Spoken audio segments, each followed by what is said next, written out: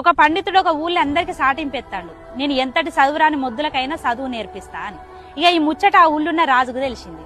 ఆ రాజు వ్యక్తిని పిలిపించి, ఏందయ్యా నువ్వు ఎంతటి చదువురాని మొద్దులకైనా చదువు నేర్పిస్తావట, నిజమేనా అని అడిగాడు.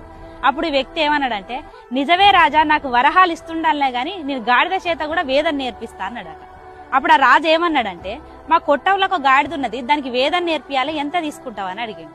అప్పుడు ఈ వ్యక్తి ఏమన్నాడంటే, నాకు ఒక 10 సంవత్సరాల కాలం ఇయ్యి, 10,000 వరహాలు ఇయ్యి, నేను వేదం నేర్పిస్తా అన్నాడు. అప్పుడు ఆ రాజు ఏమన్నాడంటే, సరే నీకు 10,000 వరహాలు ఇస్తా, కానీ నువ్వు ఈ 10 సంవత్సరాలలో గనక వేదం నేర్పియకపోతే నీ తల తీసేస్తా అన్నాడు. ఈ వ్యక్తి సరే అన్నాడు.